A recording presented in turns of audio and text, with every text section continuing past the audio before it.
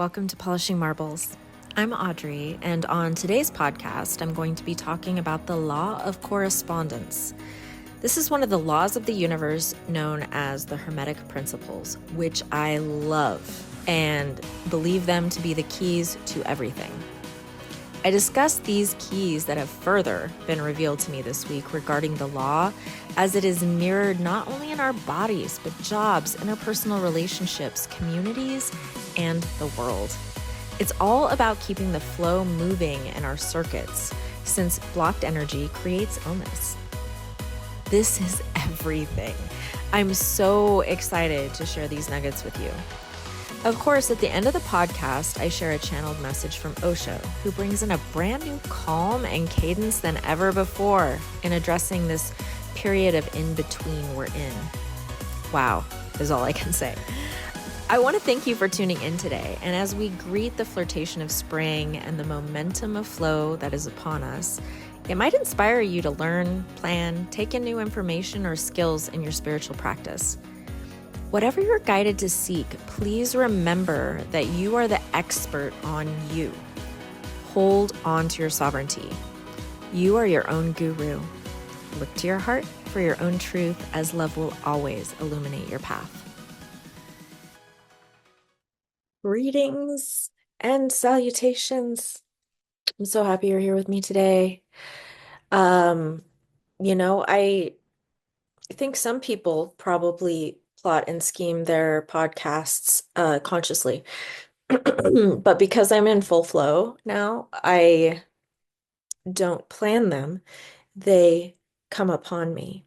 And so in my head, I originally was like, you make a podcast every week, Audrey, or do an energy update. And sometimes that's shown up perfectly. It's shown up perfectly where I've gotten messages around the first of the month, so I share them, and it becomes an energy update of sorts. And for however much is going on in the world, and there's so much going on in the world right now, I'm getting information I am certain applies to that deeply. But I'm actually quite interested in you and helping you as you're navigating this global upheaval, and it is a global upheaval. And I get information about that sort of thing, but what I think is the most relevant to you is to focus on the microcosm right now, which has been extremely in my face this week. So what I'm going to be talking about today is actually around one of my favorite things, which is the laws of the universe.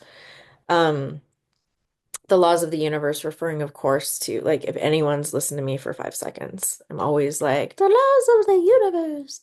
The laws of the universe are from the Emerald Tablets, the Corpus Hermeticum, the Kabbalion. They are neutral laws that the whole world is run by. And I can't speak for other worlds or universes, but these are the laws we have to run by. We know of laws like gravity and some elements of physics that exist, but these laws really supersede those.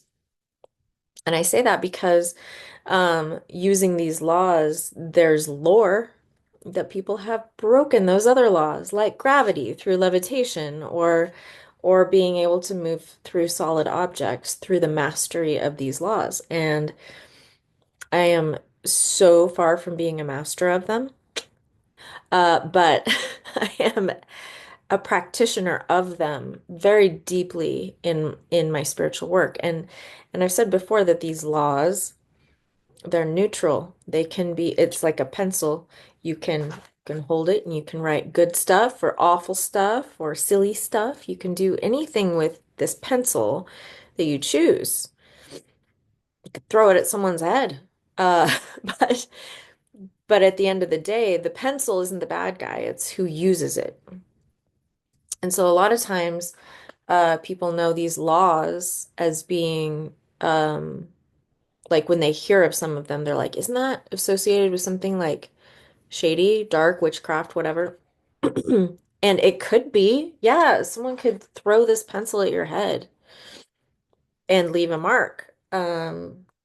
If they're using the laws and staying within the laws, and the laws are pretty clear. Karmically, we're not to impede on other people's will, which is how many people get around that law that know of these laws is because they have you give your consent to everything. You know that little checkbox of like you agree to the terms and conditions. I swear to God, if we looked deeper into those terms and conditions and really, had a law degree to understand what the hell they're saying, I am certain there's some occult shit in there that we're just giving permission to, which is why every time I consent to something, I always retract it mentally. I encourage you to do that. That's how people get around these laws because you're not supposed to work outside of someone's sovereignty. So people just give that shit away. They just give it away. Don't give yours away. Take all your power back every day. So the laws of the universe, the one I'm going to talk about, I always say I have favorites, and you shouldn't play favorites among your children. I do love the law of vibration so much, but today we're going to talk about the law of correspondence, which is known as the as above, so below, as below, so above law, which is basically like things are mirrors of other things. In my Laws of the Universe course, I have all these visual aids.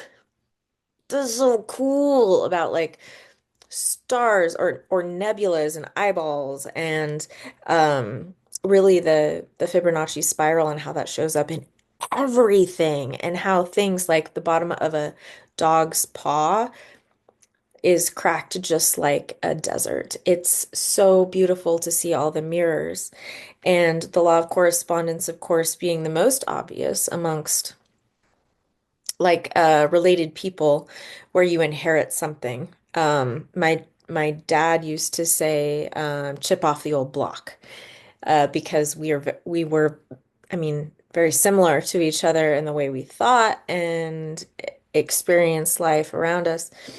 And he'd always say, "You're just a chip off the old block." And that just really means you come from the same source and you're part of it. And so that's the above below. That's the fractal. We're fractals of each other. But this has been coming up so significantly to me this week in ways you cannot conceive of. Because that in itself is just the law. But I'm going to talk about the things that have come up with said law. And then after I'm done talking about the law of correspondence, how it relates to potentially you in your life and your community and your, country, your world,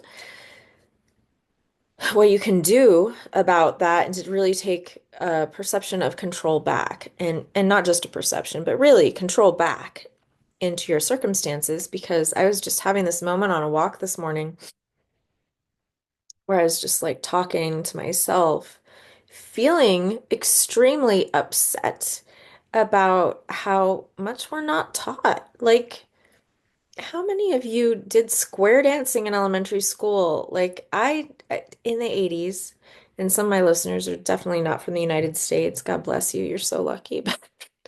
But some of us, we like had a PE class where we learned to square dance and it's part of our culture. And do we have a culture? I don't even know. But it's upsetting that the time that was set aside to teach us air quotes, for 12 years, leading up to more education, for sometimes many years after that for higher education. What did you learn in elementary school and junior high and high school or middle school or whatever you went to?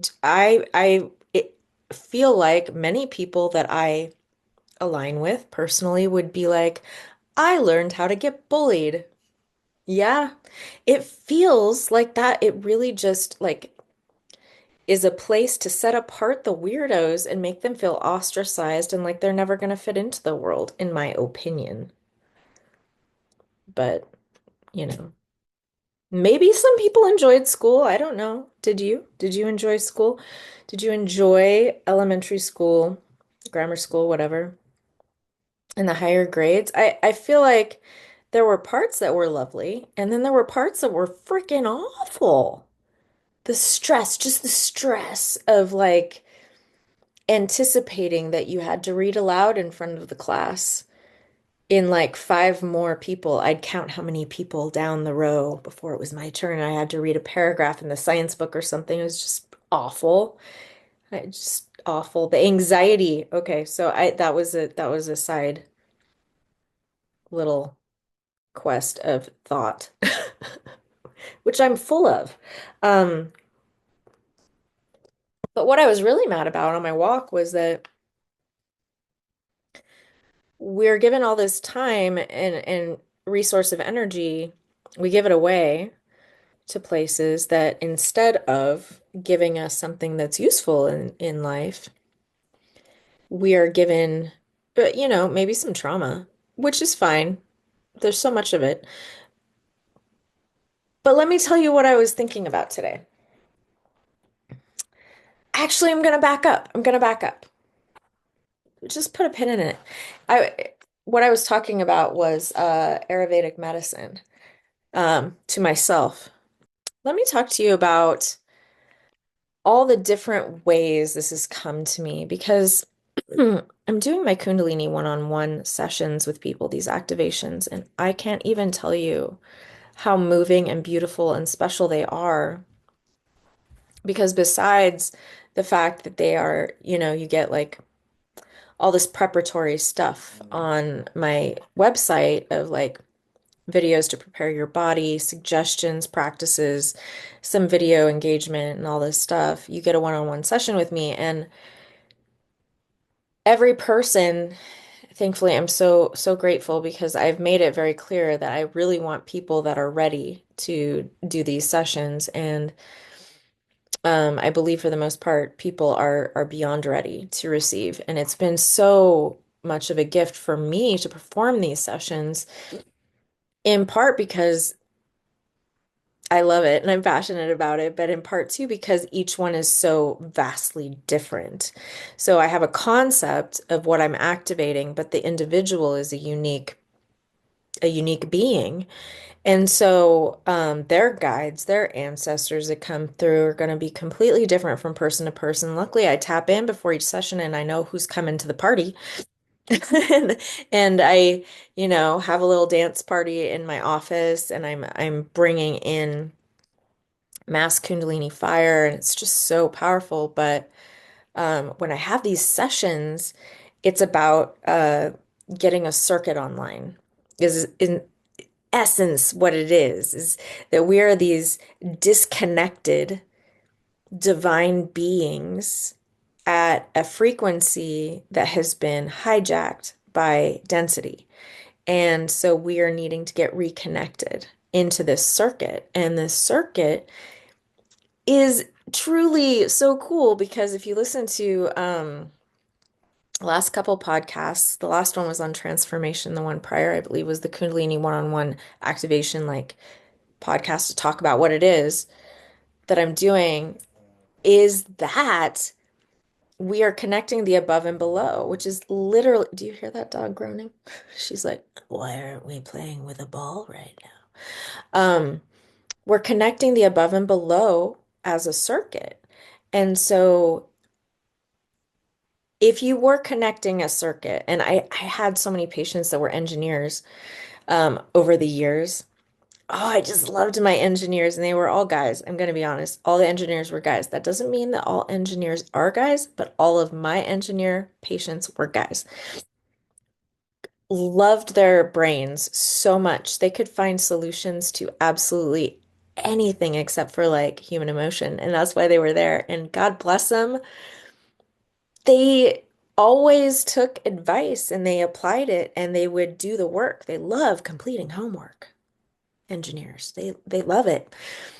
But when I'd explain this to them about emotion, is that like a circuit, you need to support how much power is going through the circuit so it doesn't blow.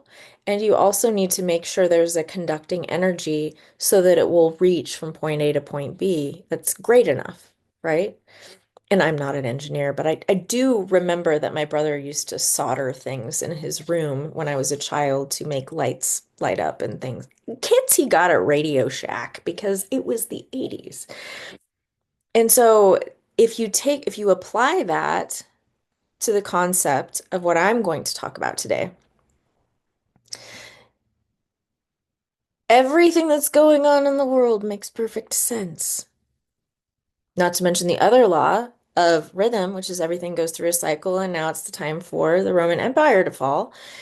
It sucks for so many people. There are few that are not being touched by the upheaval, truly, and it's awful, but inevitable, but awful, but inevitable. Here we are. Cheers.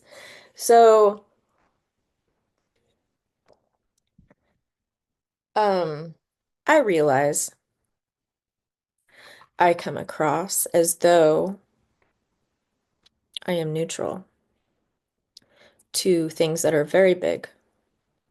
And that is a thing that doesn't mean a person doesn't care. It is a thing that instead is an elevated state of consciousness to look in on things instead of being in the things.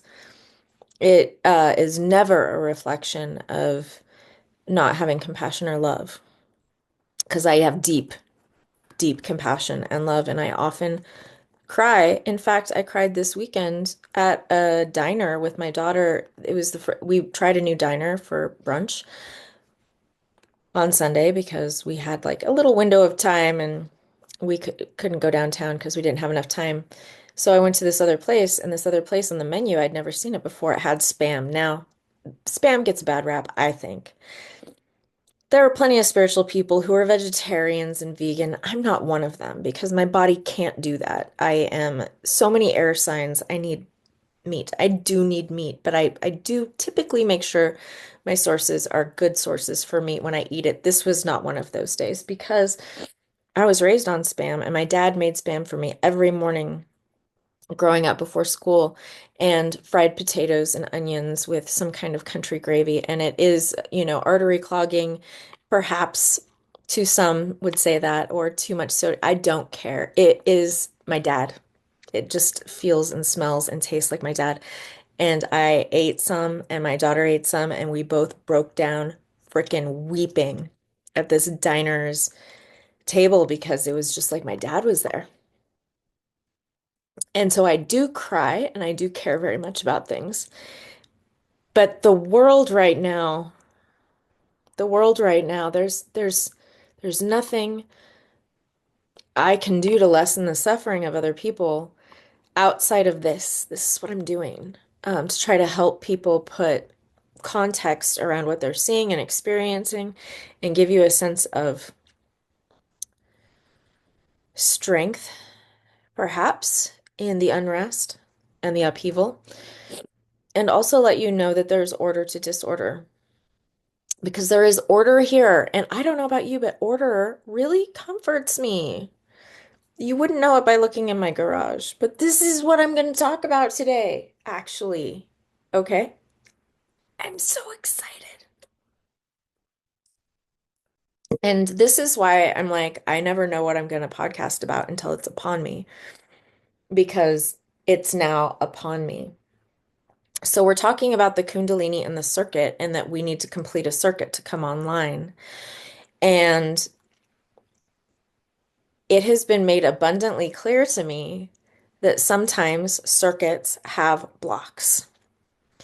So the energy can't flow properly. And there are in other traditions, as far as like besides like Western medicine, if you can even call it that, like Ayurvedic traditions or Chinese medicine, there is very much the focus on the flow of the circuit being in harmony. Like it's just the foundation of it. And it's just really not talked about in the United States.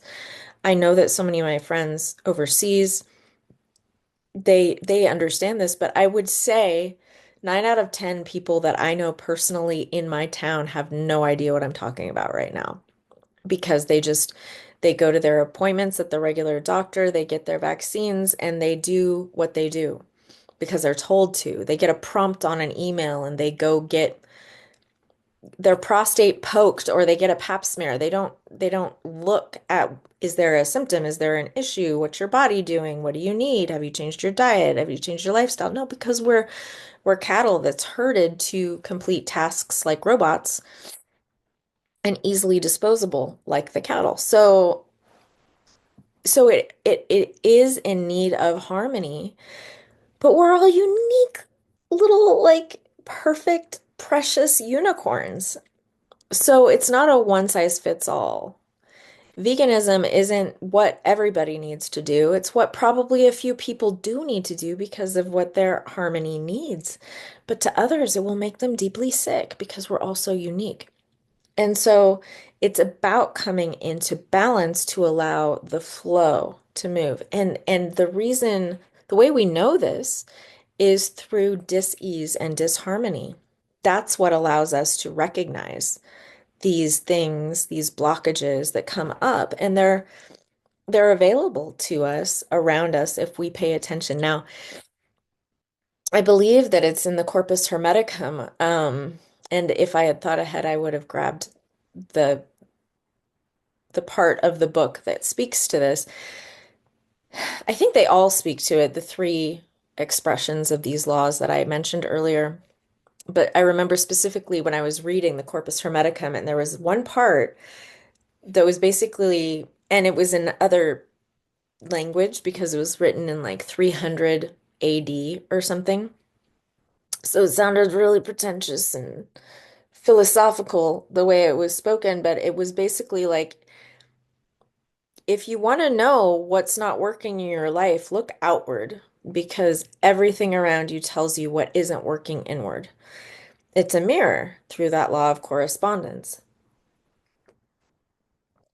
So what's not working here, I'm going to look out here, right? So my body's been going through its own little hellfire and brimstone because of my dad's passing and because of just like the world. I don't know. I don't know.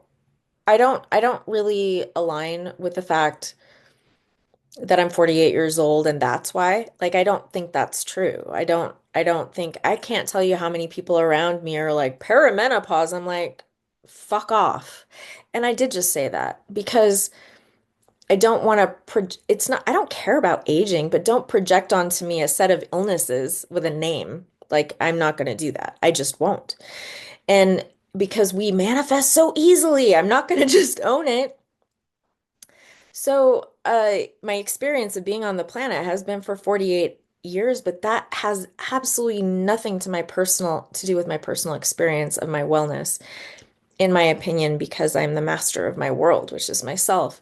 And so if I'm feeling dis-ease and disharmony, it's something that I need to look at and be like, okay, what's going on? Now, luckily, with the integration of my light body, last month, most of my physical symptoms of bodily pain have subsided. I don't really experience fascia pain. That's what I was having at that time was severe fascia pain over every part of my body.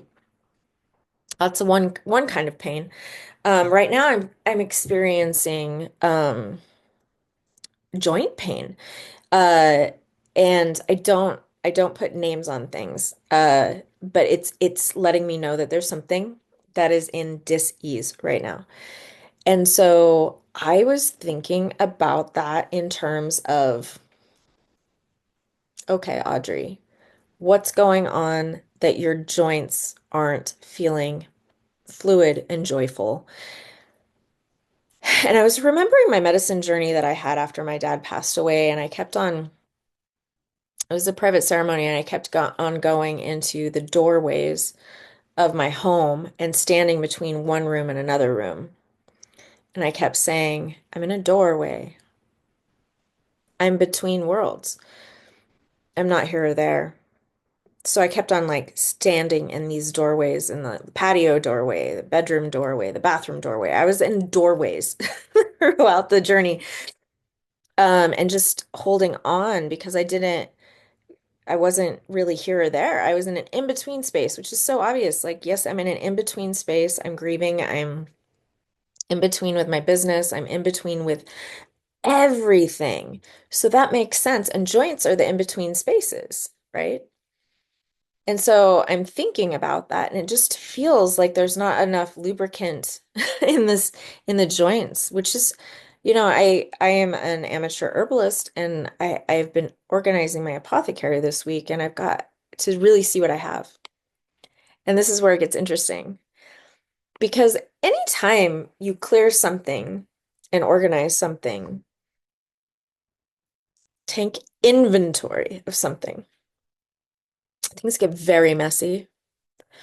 Things get very messy because you're pulling things that were away and you're pulling them all out to see what you have, which looks like a disaster before you organize it again, right? And we all do this, like if we clean a pantry or a fridge or whatever, we're figuring that out. Like, oh, this is an issue. How long has that been there? Kind of thing. But I reached a point in my apothecary where it was just like I needed to organize it. And so I'm like blown away and stoked about how I've like organized this apothecary. And this has to do with everything, okay? So I have like 48, not 48, 68 tinctures. And you tincture something is basically like taking the herb, the medicine, and you're putting it in like a vodka and in a mason jar, and you like agitate it and shake it, and it like processes in that alcohol. It extracts the medicine from the plant matter. And after about 4 to 6 weeks, if you strain it, you have like a really potent medicine of that herb. And when I got initiated into herbology, and I do have like, I think it's super inexpensive. Like on my rewatches on my website, you can watch like an herbology 101. Basically, like I did a Awaken the Witch event, which was all about herbology and my initiation with it. If you want to know about it, you can check that out. It's a replay. Um, but I just started doing all these tinctures. Every herb I came across, I just started tincturing everything when I started. And I ended up with like all of these tinctures that are strained and ready to go, but they weren't organized. I didn't know what I had. I didn't know what they did. I was just like aggressively told by spirit to do this thing, and now I have all this medicine and I don't know what to do with it. And I also had, leftover dry herbs from those things I tinctured. So I had all of these herbs, and I don't know what a lot of them do except for the ones that had spoken to me personally and I'd worked with already. And I had run out of shelving, and so the mason jars were like on the ground in my on the floor in my spare bedroom, which is now the apothecary. And it got to a point where I'm like, I gotta do something. I gotta do something because first of all, I still have the compulsion to purchase more herbs, and I just don't have room. So what do we do? And I basically needed to know what I had. All right. This is all, there's a point to this, to the correspondence. I swear to you, this gets so cool here really soon. Um, so I was kind of chatting with AI a little bit about how the hell do I do this? And it basically came down to I needed like a spreadsheet of all the herbs that I have and what they treat. But I wanted to be able to quickly look up by symptom what what herb could be used for like a digestive issue. So I ended up taking an inventory of everything first, making a spreadsheet alphabetically with all the names, what they do, and then I color coded what they do so that I could quickly look for red on my spreadsheet and it's for pain or inflammation. And I would know exactly what herbs are going to treat pain and inflammation. The same is true for like digestive issues, bowel issues, whatever. And they're all color coded. Feminine issues is pink, of course, for like PMS and bloating and cramps. So I laminate it, and it's freaking awesome. And then I took all the mason jars and I put the tinctures into droppers. I alphabetize them and they all have labels and they are all put up perfectly. And now, yesterday, I was doing all of that with my dry herbs. So it's organized and I'm feeling really good about it, right? Because now I know what I have. And before I didn't know what I had, but it was taking up a lot of space. That would be like a clog of energy, right? And that would be like stuff that's taking up space that I'm not utilizing. I don't know what to do with it, and it is hindering me from the flow of energy in my home because I'm not using that space. So I don't go in there. It's my space, and I'm not going in there because I don't know what to do with it. Okay, so now I've organized this, or I'm almost done. It's going to be done today, I think. I'm so excited. It's it's going to be a utilized space when I'm done because even today I was able to like I got up and I went in to decide what tea I was going to infuse to drink off of all day by symptom of what I'd like, something anti-inflammatory, something that has lots of calcium, something that has lots of vitamin C to support the immune system. And I just like knew where to go to get all my herbs together and go put them on the stove to infuse. And I went straight to all the tinctures that I would need to improve moisture in my body, which I'll get to in a second. And it was just boom, boom, boom, boom, boom. So easy. But before I would have walked in and been like, and walked right out. And I've done that many times. Do you have a place in your house that you do that with? I bet you do. I bet you do. That's a block. All right. But it's law of correspondence, right? Oh, my head's tingling. The law of correspondence, right? Okay. So the law of correspondence would say my home is a body, like I'm a body. My apothecary is chock full of resources to make me well. It's medicine. It's medicine. It's also preventative. It's anti-inflammatory. It's like all the things to keep energy flowing through your body. And I wasn't using it because I couldn't. And so now that I'm using it, I have access to a defense system against illness that I didn't have before. If I translate that to my body, if everything's a mirror, me doing that is going to allow me a defense to help my body if I need to fight anything because I know what to do.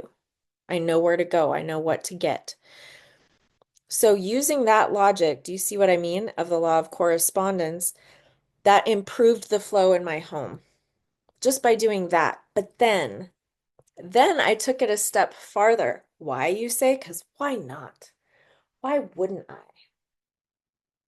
Okay, so I'm really, really proud of this.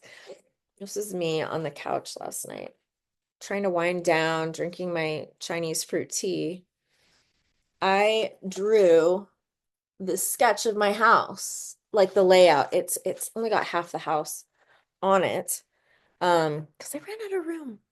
So this covers everything that isn't like it's like half of the house, basically. But this is important, okay? Because I drew the house and everything in it, basically, or symbols that represent what's in it. But all of us have stuff in our house that isn't working properly, right? Like literally all of us. And so I decided in this map of my house that I would also write out the things that were going wrong in certain areas of my house that, like, if I had a honey-do list, it would make the list. Or, you know, how you're always like, I wish I could replace my fill in the blank. Or this is an ongoing problem because of blank. Now, I've seen that in, New Earth, which some people say isn't a place but a feeling or a vibration, I think it's also a place because I know that in some ancient civilizations I've lived in that I remember, homes were not, they didn't have corners. They were round so that energy could flow, but they're not round um, except for yurts. I like yurts. They're not round, and so energy doesn't flow in this like how it's supposed to. It gets stuck in corners, which is why when I cleanse spaces, I always go into the corners where stuff is stuck. And and also why my daughter would always, when she was like 2, she didn't have the language to really share what she was seeing, but she's like, there's stuff in the corners. Basically, she'd be staring at the corners and talking to things. And sometimes they were angelic beings, and sometimes there were squatters that scared her to pieces.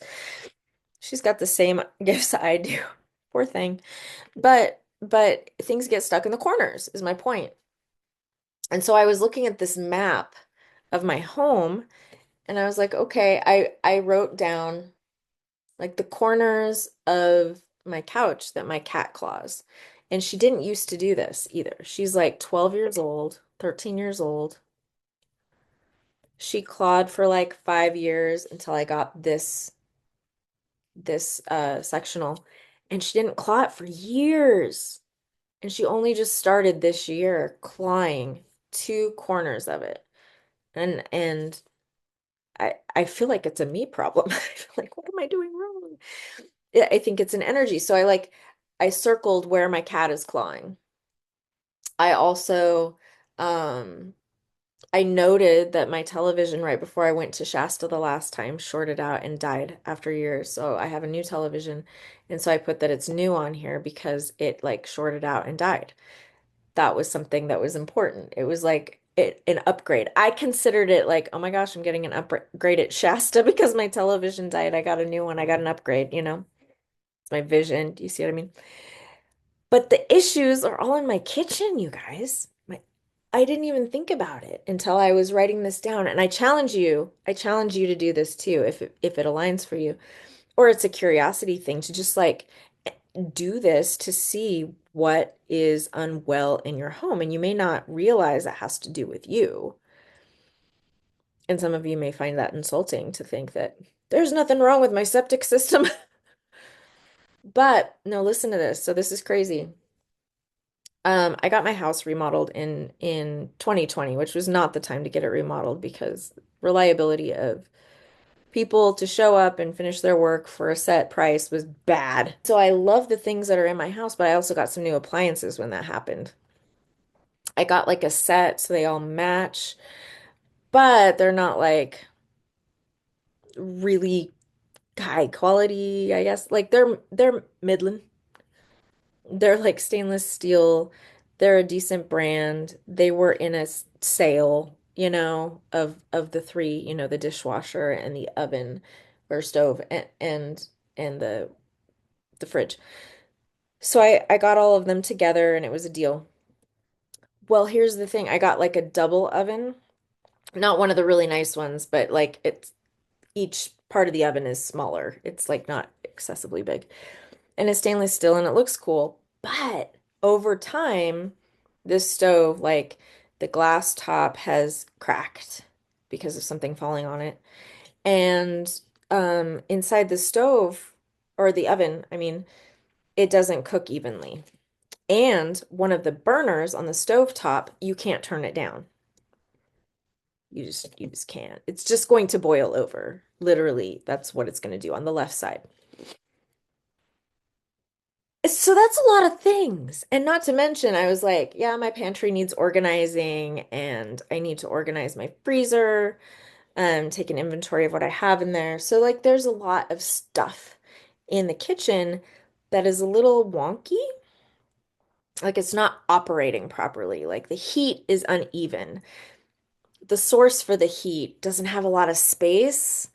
And you see, like this is metaphor, you guys, because one part of me, my Venus in Aries, is very overheated. I was having that plasma upgrade in Chicago that made my spine go into lava for months until my light body integrated. And so I was like overheating constantly. And so that overheating issue, and it's not even like everything I cook in there, which is very challenging to learn how to bake bread when nothing comes out even. Like I don't know. What is the temperature I need to use? Do I just need to turn it around every 15 minutes?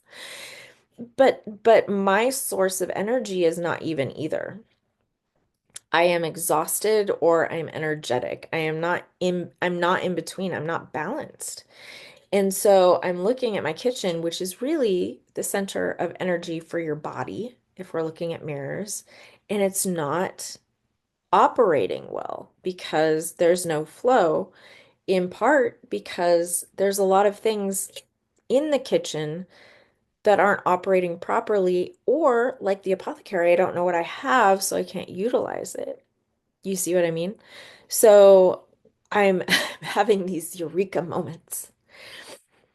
But the eurekas came to me yesterday, actually. Like I've been organizing and doing this stuff. Nothing's an accident, you know.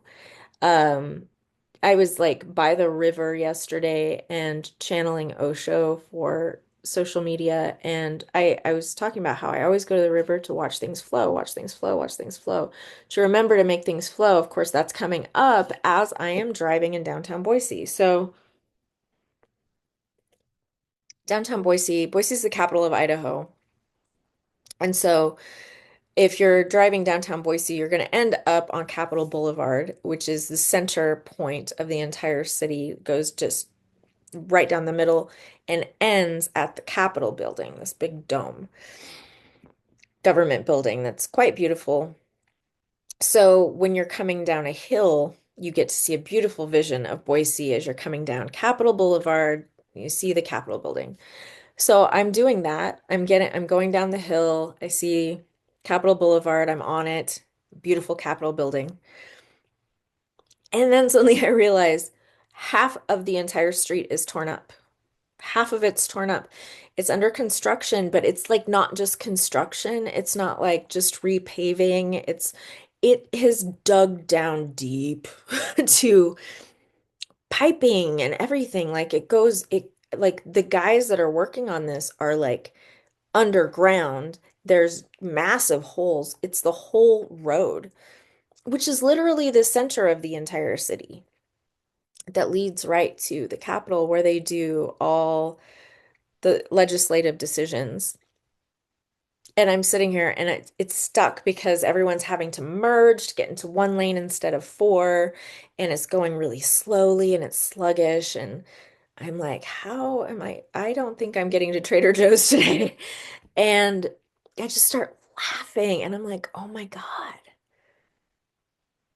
this is the street to the government for Idaho. And it's torn up. And I was like, that is what is happening on a national scale, on a global scale. And it's not just a little dismantling.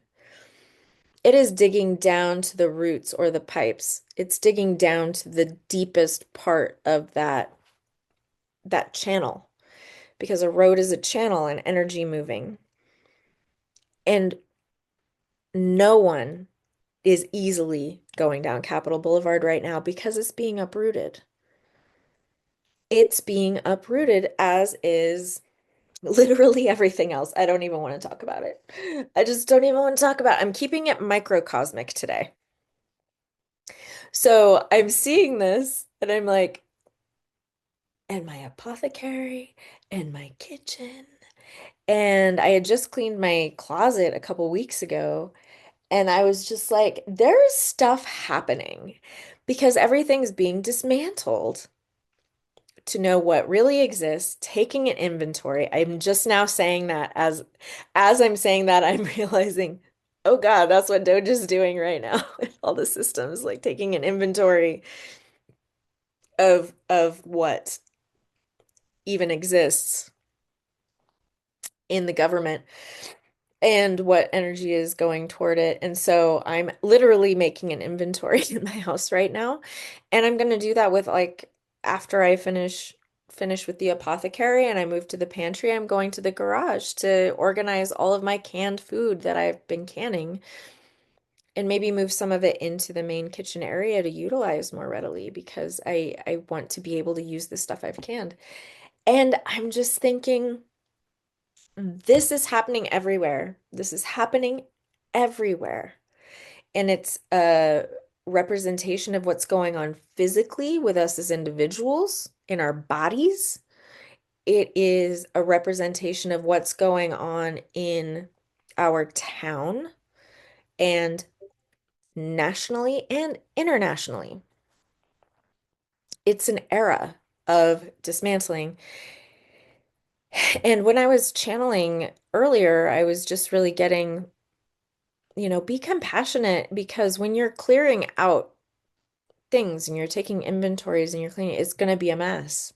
It's going to be a mess and it's going to be uncomfortable. It's going to be a mess truly in our country and our world for a while as things are being pulled out from their hidden places and you can see what has really been there all along. And and ironically or not, I've also been working on because I have mentioned in previous podcasts, and I'm not kidding, I'm supposed to publish my book this year. And I know that I'm going to do some final edits for it when I go do some grid work and visit my best friend in Maui in a couple of weeks. I'm going to dedicate much of that trip in the free time where I'm not like doing grid work on Hana or something. I'm going to be by the water and finishing up the edges of this book to self-publish. And I have finished another edit pass I've been working on this week, and I just finished it. And this morning, and I was looking at it, and I was, with all the understandings I have right now about things, I was thinking, okay, so the as above, so below is reflective also historically. So if I look at this retroactively, it's not like right now. There are stories in this book because it's a memoir. So I'm reading this part of my book where I'm realizing it was representative of my apartment that I referred to as my crack house apartment. I was not on crack, by the way. I just referred to it as that that place that I was living in was reflecting how I was doing internally. And I was kind of doing a laundry list of all the different places I'd lived during these eras of my life and what was physically wrong with the place and how that mirrored something that I may have been experiencing. And oh my gosh, I'm going to give you a couple examples so that maybe you can also historically go back and see for yourself these mirrors that exist. Because again, this is all about bringing us into a circuit that is flowing without interruption so that our life force, our kundalini, our chi, whatever you want to call it, is able to flow without being hindered, which brings us into a state I'm going to share with in a sec. It's so exciting. It's so exciting. So this is just a fun story time. Um, something to look forward to in reading the book, though. Uh, keep in mind, so the book, its inception was in 1999. I was just a young adult at the time. I was like 20. Was I 20? I was 20, 21. Yeah, yeah. It doesn't matter. I was a very young adult who knew nothing about anything. But I've always been a writer, and I just got this eureka of this book needs to be written, like it has to be written. And I was like, shit, that's a lot of work. And I didn't even start writing it till I turned 40, and I'm 48 now, and I actively wrote this book for probably 3 or 4 years, I would say. And then it was ready, but then I was told to stop. And so here I am. Here I am. It's like ready to go. And I think it needed to wait this whole time because I needed to be in an ego place where I didn't need someone else to accept it as worthy to publish so that I could just self-publish and not give a shit. Because the words had to be my words and not edited by somebody else. So it's very sacred because looking back on it, it's fully channeled and very cool. If anyone here is a Gen Xer or an elder millennial, you'll really appreciate a lot of the things in here. But so these places I'm referring to, right now. Two of them were in this book and the stories that go with them. So the first place is my first apartment of my adult life. I moved into it in 1995. It was a one-bedroom apartment that was in a triplex in an old building in North End, Boise. The rent was like, I don't know, 425 a month. It was a cute apartment, but because it was old and there was a very old tree system that got like the roots got all junked up in the sewage system, and it actually like I don't remember the reasons, but I do remember the plumber's name, Shane, because he had to come to my apartment so many times. He hit on me too. It was weird. But every time you flush the toilet, sewage came up in the bathtub. Every time you flushed it, and it wasn't yours, it was in the system. It was in the sewage system. So it was like everybody's shit. It was coming up in the bathtub. And so like there would be temporary fixes, and I think they ended up having to take down the tree or something, but after I was gone, but it would for a while, it was like I didn't want to flush the toilet until I had to, and then when the sewage came up, and it didn't happen to the other people in the building, I had this bleach and I would bleach the bathtub as frequently as I could before I'd, bathe in it because gross.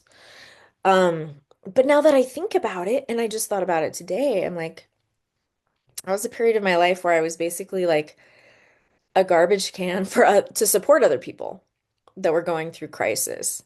And so every time I was just taking care of my own shit, I just got pummeled with other people's shit, literally.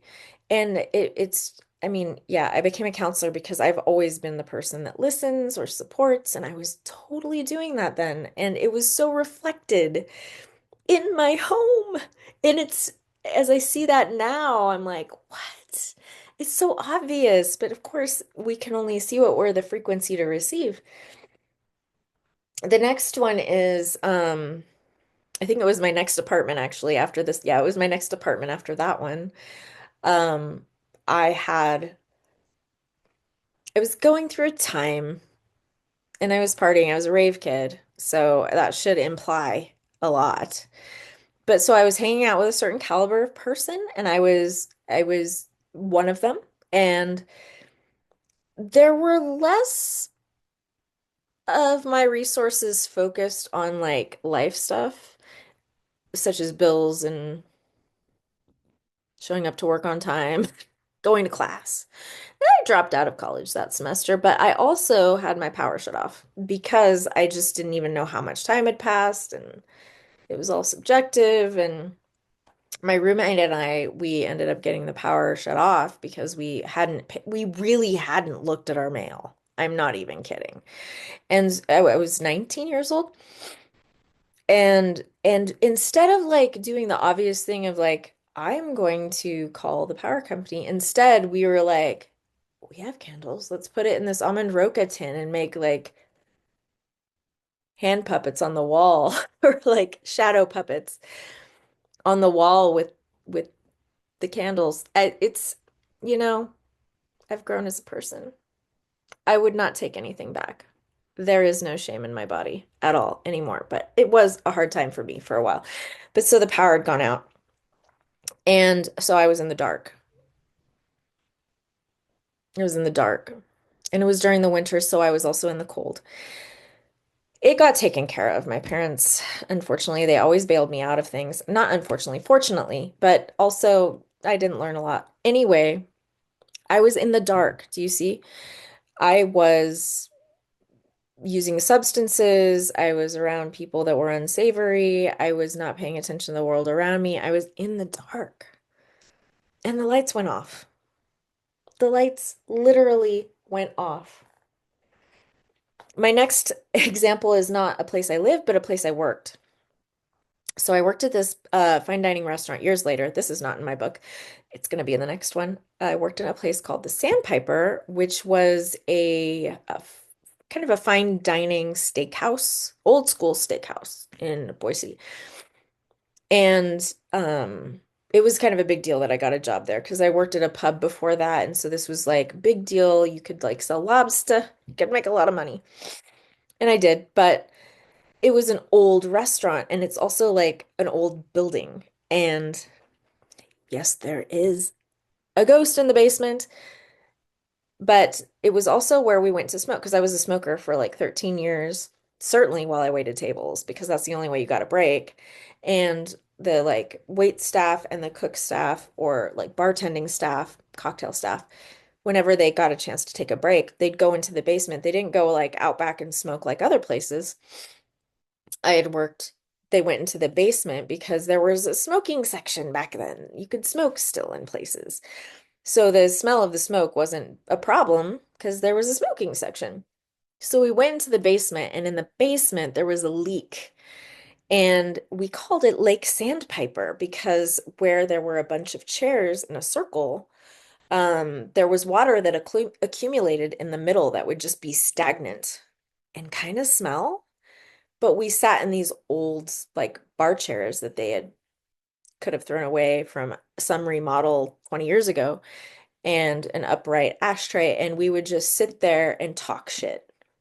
Like the cooks, the servers, we just like, talk shit about our customers, we talk shit about our lives, our partners, damn the man kind of stuff. And so it's literally like water's emotion.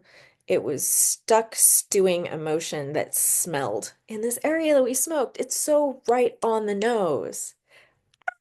And lastly, I'll say the apartment that I was in when I got pregnant with my daughter, it was like in the North End still, so it was in downtown old places. And this one was like I think it was one of those small houses next to a house that servants could live in, maybe. But it was a loft, and so it was like this. So there was downstairs and a kitchen, but the bedroom was just a loft, so it was triangular.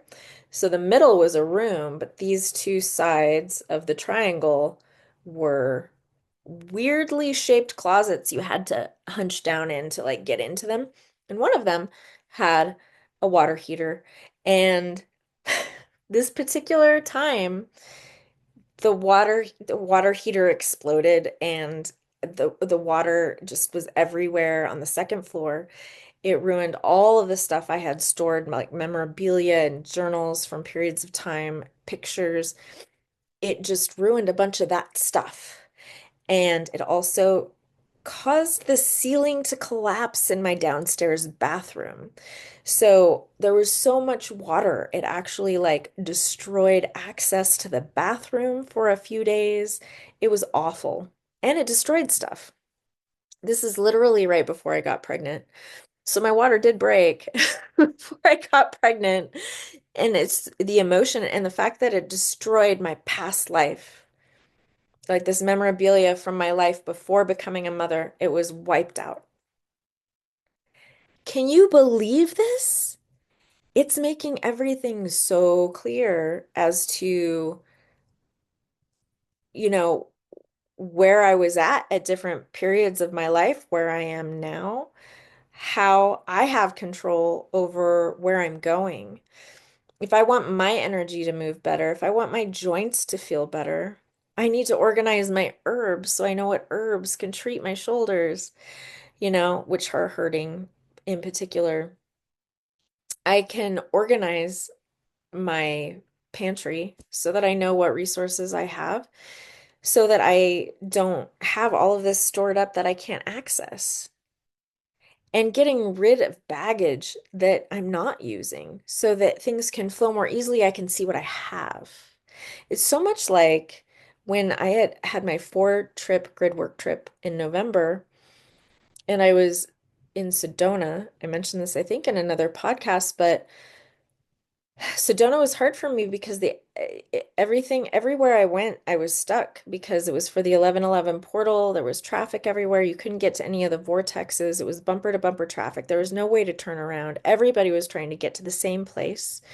And I didn't feel energy in my spirit. I felt blocks. I felt blocks with the ancestors of the land. I had difficulty getting permission to do work there because they were defensive.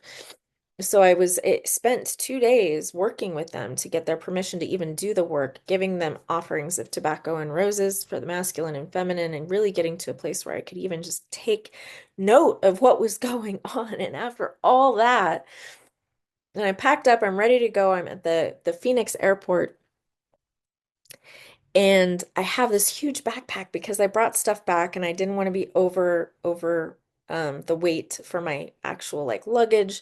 So I stuffed a ton of stuff in my backpack, and they couldn't see into my backpack at TSA. They couldn't see, so they made me actually unpack my whole backpack. And in my backpack, I had a knife from grid working, and I didn't know I had it there. I didn't know. I wouldn't have done that. I think it's stupid, but I wouldn't have done that. And so I felt dumb, but I also was like, they couldn't even see through with their x-ray machine of what I had in my backpack because it was packed so thick. That's why my energy was stuck. And luckily, my girl Gina helped me in Chicago with some breath work to get things moving again. But I tell you, this is all as above, so below. So why am I even saying this? Because you have an opportunity, you have power. You have insight, you have knowledge, you have access and the capacity to see what's happening in your life and how to pivot for whatever you're needing or wanting to manifest based off of, well, all the laws, but in particular, this law to allow the energy circuit to move. Oh my gosh. So I would suggest do a map of your house, overlay it with a map of your body. See how they compare to each other. Think about what you do in different rooms of your house and how that would align with a chakra system. I would think for me, I do a lot of my meditating, surprisingly, in my bathtub. So I think that that is like an ethereal place. It's like my third eye. I believe that my kitchen is my solar plexus. That's where my power is, my energy center. I believe that my immune system is where my herbs are. So like try to lay those over and see what's not working and how you might make it work. Um, so cool. I can't say enough how much power we really have. And so today when I was on my walk and I was realizing, to come into balance, we need a perfect flow, and a perfect flow is going to happen with the perfect balance of the masculine and feminine energies and also the elements, realizing then that, of course, Ayurvedic medicine and Chinese medicine, which I'm dabbling in, all work in balancing elements. They're albeit different, but they balance elements and they also balance life force. They have different names for it, but that's what they're doing. None of this happens in Western medicine, and that's why I ended up getting so angry. I'm like, we're all running blind. We don't know. We were square dancing when we could have learned about the elements and how they're represented in food and herbs and behaviors and constitutions.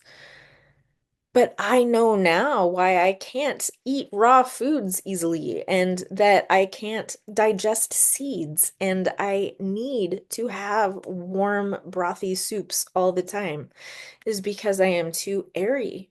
I have too much Aquarian, frankly.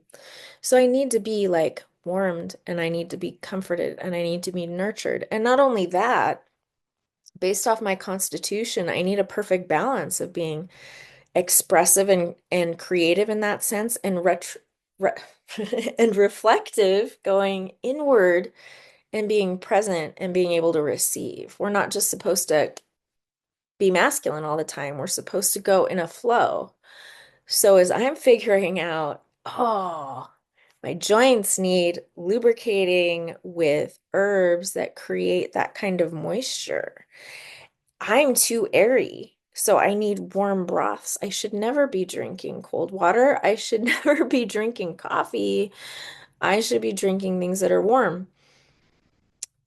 And just knowing those things, it's like I've always joked, we never got an owner's manual. Well, we didn't, but we have it all around us.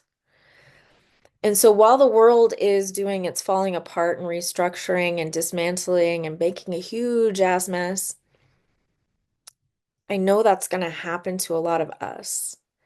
And that could happen by our systems changing, our families restructuring, losing people like I have, or simply just reflecting on what isn't working and what can't work for you anymore.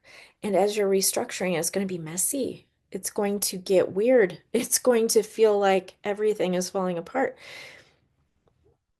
And you just don't know what the outcome looks like yet.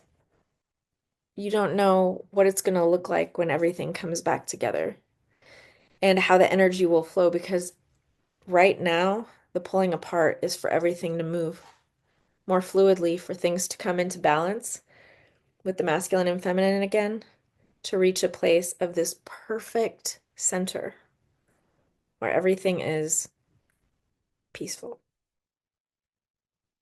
And so, with that, oh, I hope that was helpful for you guys. I'm just straight up telling you where I'm at and how exciting it is to be able to reflect this for you. Um, Again, if you're interested in a Kundalini one-on-one, I mentioned it earlier, feel free to, I'm gonna post the link to that previous um podcast where I go into the offering.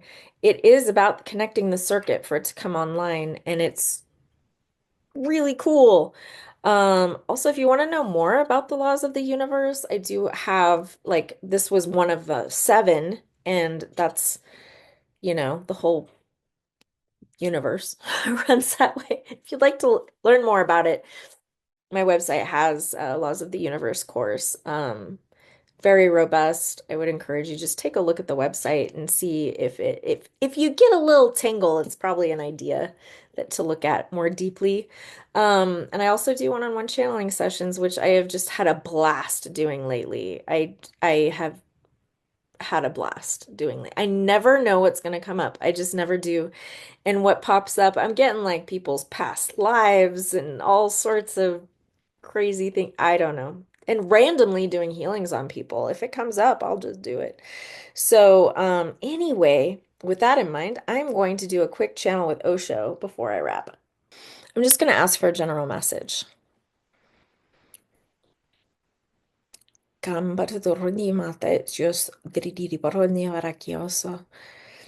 Osho, what would you like to share with everyone regarding this law of correspondence that's happening within the world right now?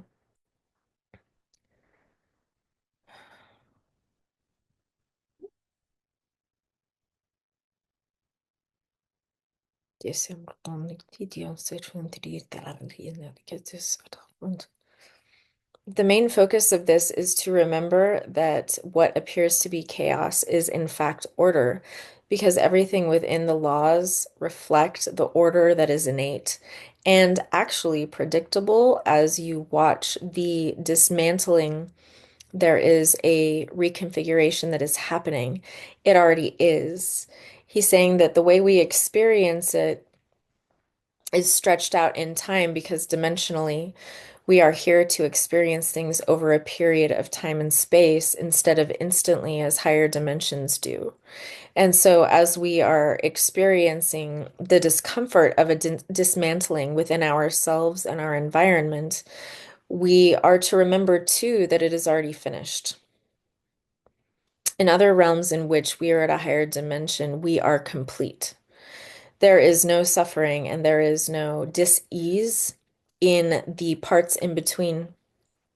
But if you were to look at the strain and stress felt of an infant, a fetus that is being born, it's in the birth canal, it is under extreme strain. It is between two realms of the before and the after, as is a chick that is pecking out of its eggshell, as is a butterfly that is coming out of its chrysalis. What you're experiencing now is the tension of the in-between. You're experiencing not just the dismantling, but the in-between of the emergence to become born into a new realm, a new identity, a new capacity with which to perceive your surroundings. That tension is not the identity of the being. That tension is not the outcome of the being. The butterfly, as it flies, does not reflect on the tension before it came out of the chrysalis in sadness and grief. It appreciates the glory of its wings expanded and the freedom of flying in the world. You too will no longer look at this time as challenging or devastating. At one point, you will look back on this time and see the necessity of the tension that creates the strength of each to move through one world into the next. For without the strength to move through those worlds, the birth cannot happen. The tension of the birth canal allows so much strength in the infant's first breaths. The tension of both the chick and the egg and the butterfly out of the chrysalis is required to be strong enough to both fly and or survive and nourish itself once freed of an eggshell. This tension is providing you also with the strength to enjoy and expand when the new world is upon you. Look at this stretched out time as the taffy that was discussed before, back into that singular source, that singular glob that is all happening at once. Instead of focusing on the hypersensitivity of the stretched out time of the dis-ease, instead celebrate the oneness that we all are, that we all come back to. Celebrate the order that is innate in the grand scheme. Celebrate the knowledge that this will all land according to that plan. Celebrate your eternal nature and the eternal nature of others. That all perceived loss is not loss, but simply shedding what is no longer in your highest good. Despite the pain that can be a result of that shedding, know that oftentimes pain precipitates new birth. You are being born, and I celebrate the first breaths that you will take in your new world. That was beautiful. Thank you, Osho. He's not sounded like that tone before of it felt closer. Do you know what I mean? Like it didn't feel hypothetical, you know? Like sometimes he's talking and he's like, "Oh, this is going to happen. Keep an eye out." But this felt imminent. There is a shift here. I don't, oof. I feel it. There's a shift here, like it's in action right now. And I feel like I'm going to channel this later, but I'm not supposed to channel it for you right now. So I want answers. Why did your tone change, Osho? This felt like it was present tense, not past tense, but then we were the glob. So, you know, you think that when you can channel stuff, you just know answers, but I know what I'm told. Anyway, thank you for joining me today on this reflective journey. And I want to just like take another moment to celebrate my picture of my house. Seriously, make a map of your house and your body and your car even. Like if your alternator is giving you troubles, it sounds like maybe you're not recharging properly. You know what I mean? Everything is a mirror. Oh my gosh, my mic fell. I hope that didn't make too much of a difference. All right. Thank you for joining me. If you're interested in any of my offerings, I look forward to serving you, and I'll see you next time. Bye. Thank you for joining me today. And I would ask if this resonates with you to share with others that would find it helpful on their spiritual path. I look forward to talking to you next time. And until then, remember, you are your own guru.